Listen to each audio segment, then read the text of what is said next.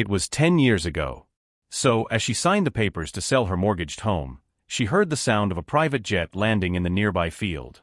When she saw Natasha get out with 2 children who looked exactly like her son, her world fell apart. But what she said next destroyed her completely. "Hello, Barbara. Your grandchildren wanted to meet their grandmother before you lost everything."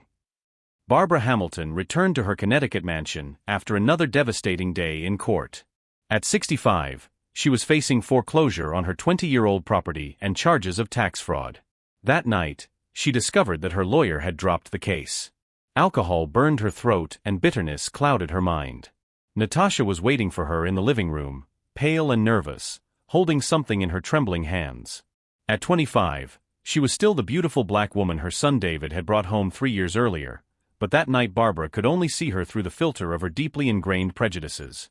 "Barbara, we need to talk," she said uncertainly. "I'm pregnant." She showed her the pregnancy test with trembling hands. The doctor said it could be twins. Barbara let out a bitter, cruel laugh. "How can you be pregnant right now, when everything is going wrong? David is hardly ever home, always traveling for work." "Twins," she said venomously, "the woman who came out of nowhere to latch onto our family." Why did Barbara feel so much hatred for Natasha, beyond the obvious racial prejudice?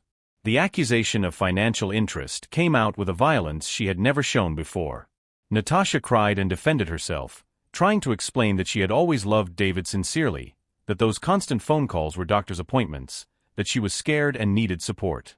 "Liar!" Barbara screamed, throwing the glass against the wall. "You came to destroy our family. Fortune hunter." But Barbara was too angry and proud to listen. That night, she kicked Natasha out of the house, calling her an opportunist. The last image she had of her daughter-in-law was of her leaving with a suitcase, protecting her belly and whispering through her tears, "They're your grandchildren, Barbara. They're your grandchildren." Barbara didn't know that she had just destroyed the most precious thing in her life. Where was David during this crucial confrontation that would change the entire family? Barbara's office was almost empty, surrounded by boxes and legal documents. Her real estate company was dying on the brink of bankruptcy, and she herself was facing imprisonment for tax evasion. At 65, she looked 80, gray hair, a face marked by alcohol, eyes dulled by loneliness. Her lawyer had just given her an ultimatum: "Mrs. Hamilton, if you don't find $2 million by tomorrow, you'll have to file for bankruptcy. And then there are the tax evasion charges." Selling the mansion would bring in a maximum of $600,000. It wasn't enough. Prison awaited her like an inevitable sentence. Why didn't Barbara ever try to find Natasha and her grandchildren during all those years?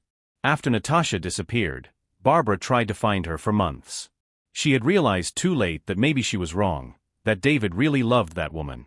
But when she finally admitted her mistake, Natasha had vanished into thin air. The guilt began to eat away at her. Alcohol became her only companion, bad investments multiplied, and her work suffered. In 10 years, the empire she had built crumbled piece by piece.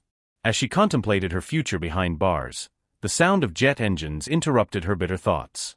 An elegant black private jet was landing on the field near the property. A woman in a white suit, high heels, and perfectly styled hair stepped out of the door. Behind her were 2 identical children dressed like little princes. Barbara's heart stopped when she recognized that face. It was Natasha, but not the frail, pale woman she remembered.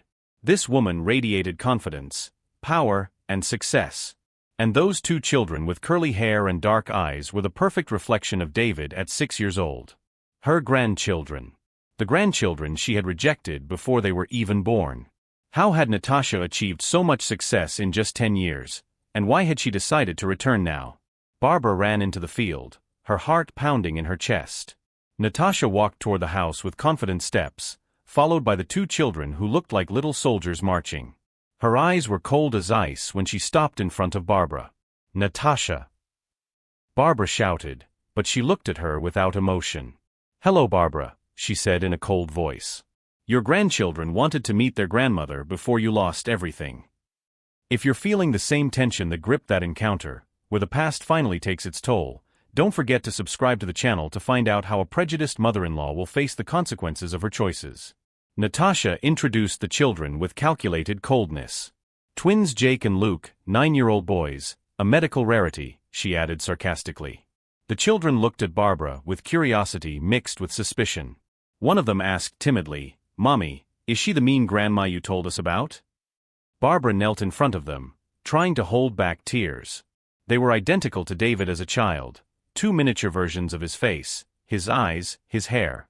When she tried to touch them, they instinctively recoiled toward their mother. Natasha told her story in a voice as sharp as a razor. After being kicked out, she had flown to Atlanta with her cousin Marcus, the one Barbara had always called a failed dreamer. "Do you remember my cousin Marcus?" she said with a cruel smile. "The one you called a failed dreamer? Well, that failure just created an app that's worth $800 million today." Marcus took Natasha in when no one else would. More than that, he helped her raise her children and gave her a job at his tech company. Now Natasha was the director of operations for a multinational corporation and earned more in a month than Barbara had earned in a year at her peak.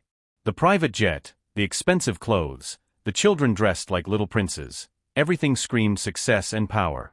Barbara stared in disbelief at this transformation, realizing that the fragile woman she had driven away had become more powerful than she was. "Do you want to know why I hated you so much?" Barbara confessed, her voice breaking. "Because you were everything I never could be, young, educated, independent. And because David loved you in a way he never respected me. I was afraid of losing him to you." Natasha revealed the devastating truth about David. "Your precious son was in Dubai closing a deal when you kicked me out. He came back 3 days later and found me at the airport, already leaving. He chose to stay with you." Barbara felt the world collapse around her. David knew everything and had chosen his mother's side. Natasha took an envelope out of her expensive handbag. "The property is being foreclosed. I'll buy it for $500,000. Take it or leave it." Barbara understood that even if she accepted, her debts would remain sky-high. She would end up in prison anyway. Natasha's revenge was perfect. She wanted her children to see what happens to people who reject their family because of prejudice. The children listened silently as their mothers discussed their future. Jake, the oldest, asked aloud, "Grandma, is it true that you made Mom cry when she was pregnant with us?" Barbara confessed her mistake with a broken voice, while the little ones revealed that their mother always cried when they were babies and that they knew their grandmother didn't want them. Natasha abruptly interrupted the tender moment and told Barbara what she had gone through during her first months in the United States. "Do you know what I went through during my first months in Atlanta?" she said in a sharp voice. "I slept on Marcus's couch and worked at Target for $12 an hour to pay for my doctor's appointments during my pregnancy. I sold my engagement ring to pay the hospital bills after complications during childbirth." While Barbara was getting drunk and squandering her inheritance, Natasha was struggling to survive with 2 babies in a strange city. "Forgiveness isn't for sale," she said. "I'm here for justice, not reconciliation." "Forgiveness." Natasha laughed bitterly. "Ask God for that. I'm here for justice." Natasha laid down her final ultimatum. Barbara could renounce all rights to her grandchildren or take a job as an employee at her company, 1 weekend a month with the children and the humiliation of working for the daughter-in-law who had kicked her out of her home. "There is another option," she said after a pause. "You come work for me."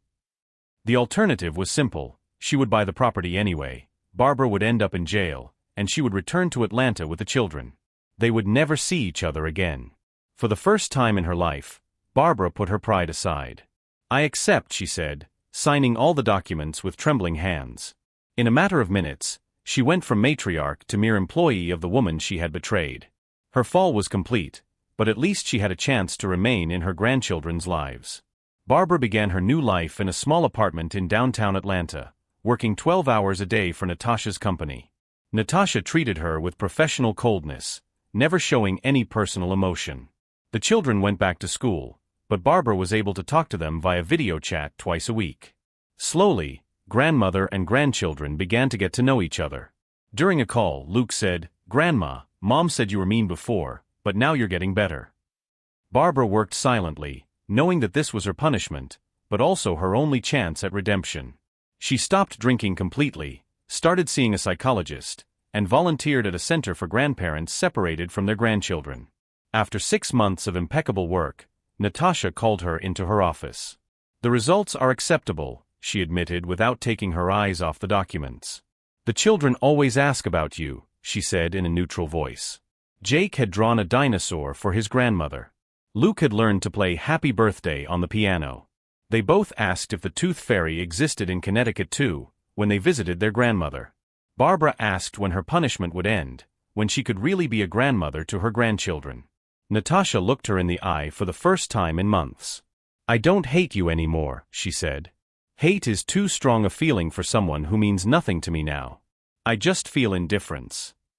But she explained that Barbara could build something again. Respect had to be earned. That she had really changed, not for 6 months or a year, but forever. You can build something new, she said. Respect for your grandchildren and for me. But you have to prove that you've really changed. That night, Barbara made the decision that she would change everything. 2 years later, in December 2024, Barbara was waiting at the Atlanta airport with her heart in her throat. Natasha and the children were arriving to spend Christmas in the South for the first time in 10 years. The twins, now 11 and a half, ran toward her shouting, "Grandma!" She hugged them both, finally feeling like she really was their grandmother. Natasha followed with a different expression. The icy coldness was gone, replaced by something that looked like peace. Barbara had prepared everything meticulously. A new house in Savannah with a garden and 2 identical bedrooms for the children, filled with toys and everything they had asked for in video calls over the past 2 years. She had worked tirelessly, even landing a promotion that made her director of the Midwest office. "Grandma, this house is beautiful," Jake exclaimed, running through the rooms. "And the garden is huge," added Luke, imagining himself playing soccer. Barbara approached the children. "Grandma, do you live here alone now?" "Yes, little ones, but I hope I won't be alone for long." The next few days were the most beautiful Barbara had ever experienced. She took the children to see Atlanta, visited the Georgia Aquarium and the world of Coca-Cola. She watched them laugh and play, and every moment seemed like a miracle. During those 2 years, she had transformed her life. She stopped drinking completely, went to therapy, and worked hard to earn Natasha's respect. "You know what I've realized over the years," she said to Natasha one evening as they watched the children playing in the garden. "Tell me that you've really changed. You're not pretending, you're not playing a role. You've become the woman you should have been from the beginning." Barbara felt her heart race. "It was the only way I could live with myself." On the evening of the 5th day, after Barbara and Natasha had put the children to bed, they sat in the living room and she confessed that she still loved her son David, but that she also respected Natasha. Natasha admitted that forgiveness was a process, not an instant decision. "Barbara, we'll never be the family we were before," she said softly. "That family died 10 years ago. But maybe we can become something different, something stronger." Natasha had made an important decision. The company wanted to open its headquarters in Atlanta, in the South. She and the children would move to Georgia permanently. "The children and I are moving here permanently," she announced. "The children need their grandmother, and I need to see if we can be a family again." Barbara looked at her incredulously. "The conditions are clear," she continued. "You must never hurt our grandchildren again. At the slightest mistake, I'm gone." "When we're ready, we'll do it right," she said, moving closer. "New traditions, new vows, new promises." Barbara hugged her gently. "I'll never let you down again." When the children found them hugging the next morning, Jake asked, "So now we can be a real family?" "Yes, little ones," Barbara and Natasha said together. "Now we're a real family." The following months were a slow but steady rebuilding process. Natasha moved to Atlanta with the children and bought a house near Barbara's. They didn't live together, but they had dinner together every night and always spent weekends as a family. Barbara showed every day that she had changed, not just as a grandmother, but as a person. She helped the children with their homework, took them to school, and attended all their games. Natasha watched her and saw sincerity in every gesture. Luke told her every night, "Grandma, you're the best grandmother in the world." "Thank you, sweetie, but I'm just trying to make up for lost time." Months after the move, Barbara organized a special dinner. She cooked and decorated the house with family photos. At the end of the dinner, she knelt in front of Natasha. "Natasha," she said with a trembling voice, "I know I don't deserve a second chance. I know I ruined everything 7 years ago. But these last few months have shown me that we can be happy together. Will you officially forgive me? The three children exploded in celebration. Say yes, Mom. Say yes. Yes, Natasha cried. Yes, I forgive you. 3 months after the forgiveness, David finally returned from Dubai, where he had been working for years to avoid the family situation he had helped create. When he arrived at Barbara's house and found Natasha and the children there, his world collapsed. Natasha, he whispered, incredulous. Hello, David, she replied with a calmness that hid years of hurt. The children ran to him. Daddy, Daddy. But when he tried to hug them, they hesitated, looking to their mother for approval. Children, Natasha said softly, this is your father. You've always wanted to meet him.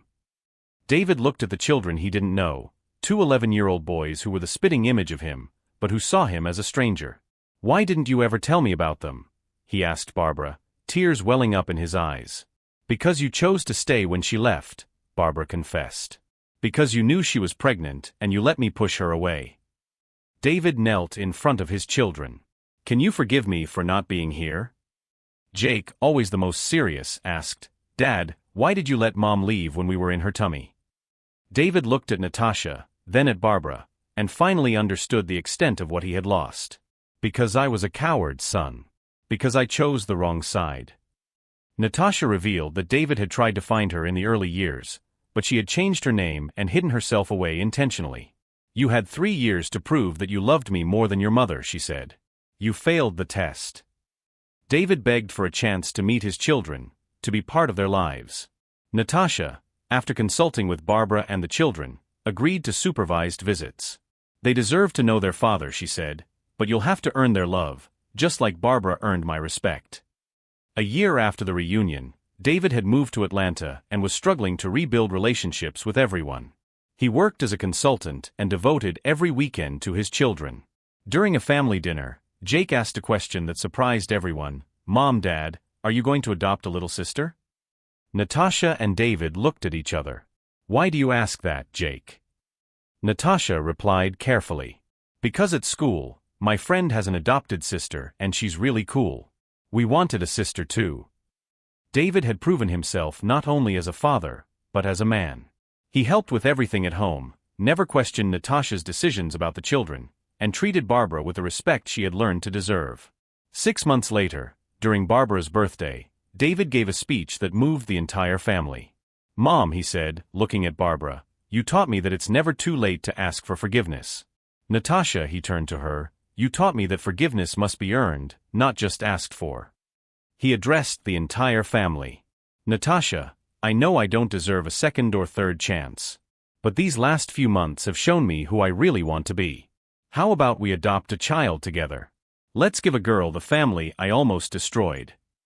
The children shouted with joy before Natasha could even respond. Yes, she said, tears streaming down her face. Let's give a child the love we've learned to rebuild. 6 months later, they adopted Emma, a 4-year-old girl who had lost her parents. At the adoption ceremony, Jake and Luke promised to be the best brothers in the world, and when the judge asked if they promised to be a family forever, they all shouted in unison, "We promise." Barbara developed diabetes during the adoption process, but the children took turns helping her with her medication, showing the affection they had learned through family forgiveness. Barbara, now 67, looked at her family gathered in her living room and whispered, "Thank you for teaching me that it's never too late to learn to truly love." 2 years later, little Emma ran around the house followed by her 2 older brothers who protected her like little guardians. David had sold his investments and devoted himself completely to his family, while Natasha ran the company's southern office. Do you know what the most beautiful thing about all this is? Natasha said one evening, watching the 3 children playing in the garden. Tell me. Discovering that true love can overcome anything. That forgiveness can heal, can revive a family from the ashes. And I learned, Barbara said, hugging her, that it's never too late to become the person you should have been from the beginning. Jake, now 13, approached the adults. Grandma, Mom, thank you for teaching us that families can always be mended. Thank you, little ones, Barbara said with tears in her eyes, for never giving up on believing that Grandma could change. West Coast of the company. Do you know what the most beautiful thing about all this is? Natasha said one evening, watching the 4 children playing in the garden. Tell me. Finding out that true love can overcome anything. That forgiveness can heal, can revive a family from the ashes. And I learned, Barbara said, hugging her, that it's never too late to become the person you should have been from the start. Jake, now 10, approached the adults. Grandma, Mom, thank you for teaching us that families can always be mended. Thank you, little ones, Barbara said with tears in her eyes, for never giving up on believing that Grandma could change. During an interview for a TV show about family reconciliation, Barbara was asked about the most important lesson she had learned. I discovered that true love has no color, she replied. I discovered that prejudice destroys families, but humility can rebuild them. David added, I learned that being a man isn't just about protecting your mother from your difficult choices. It's having the courage to make the right choices, even when they hurt the people we love. The Hamilton Williams family proved that true love always knows how to forgive, that it's never too late to change, and that sometimes second chances are the most beautiful. They turned failure into a miracle, proving that when love is true, it can truly overcome any obstacle. 5 years earlier, Barbara had kicked a pregnant woman out of her home out of pride and prejudice. Now she was a devoted grandmother and a transformed mother-in-law, surrounded by the love of a family she almost lost forever. The arrival of the private jet wasn't just Natasha's return, it was the beginning of a second chance she didn't know she deserved, but fought every day to earn. On the 5th anniversary of Natasha's return, as they watched their 4 children play in the same garden where the jet had landed years earlier, Barbara said, Thank you for giving me the chance to be the grandmother our grandchildren deserve. Thank you for becoming that person, Natasha replied, holding her hand. Jake, watching the adults, said, Grandma, did you know we always knew you could change? What do you mean, son? Because family love is stronger than any mistake. Mom taught us that. And in that moment, Barbara understood that true redemption wasn't just about changing, it was about being loved unconditionally by those who never gave up on her, even when she gave up on herself. The family that had almost been destroyed by pride and prejudice had become stronger through forgiveness and second chances. And the jet that brought judgment also brought the opportunity to start over. 10 years after that fateful day when she kicked Natasha out of the house, Barbara Hamilton stood in the same garden where the jet had landed, but now she was looking at a completely different scene. It was Jake and Luke's 10th birthday, and the party was filled with laughter, friends, and family. Natasha, now 35, ran one of the largest technology companies on the East Coast. David, at 40, had become a motivational speaker specializing in second chances and family rebuilding. Together, they had created a foundation to help families separated by prejudice. Grandma, Emma approached, now a confident 5-year-old. Tell me again the story of when Mommy arrived on the plane. Barbara laughed, picking her up. Again? You never get tired of that story. That's because it's a love story, she said with childlike wisdom. That night, after the children had gone to bed, Barbara, David, and Natasha sat in the same place where they had reconciled years before. Sometimes I still can't believe we've come this far, David said, looking at the family photos on the wall. You know what impresses me the most? Natasha replied. It's not that you've changed. It's that you've allowed yourselves to be vulnerable enough to change. And you've given me space to forgive you when you didn't deserve it. The kids deserved it, Barbara corrected. And deep down, I knew that the family I could truly love was still there. It just needed to be rediscovered. Barbara and Natasha's story went viral when they decided to share it on a podcast about family reconciliation. The episode, From Expulsion to Redemption, How I Rebuilt My Family, had over 15 million downloads. Hundreds of people sent messages saying that the story inspired them to fight for their families. The foundation they created had already reunited more than 300 families separated by prejudice. Did you know we got a special letter today?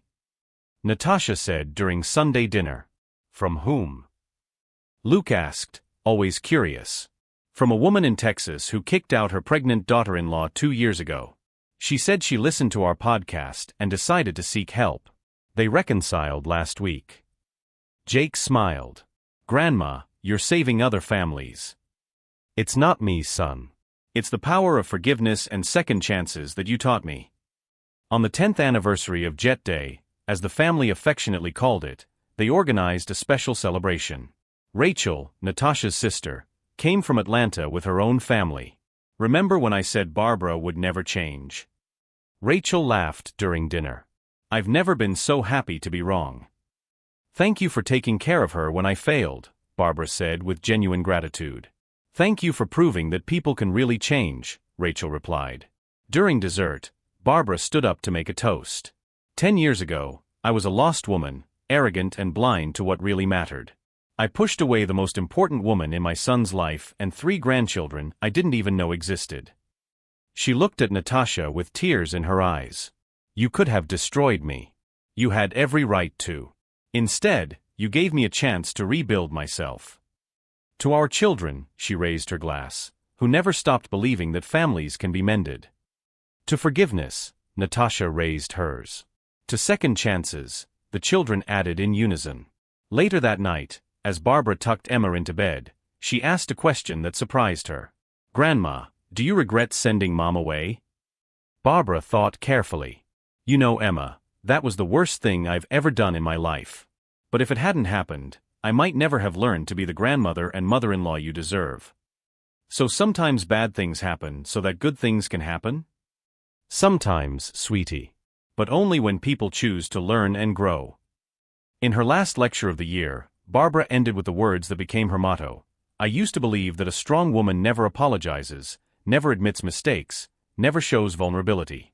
I've discovered that a truly strong woman does the exact opposite. My daughter-in-law taught me that forgiveness isn't forgetting, it's choosing to build something better on the ruins of what was broken. My grandchildren taught me that family love has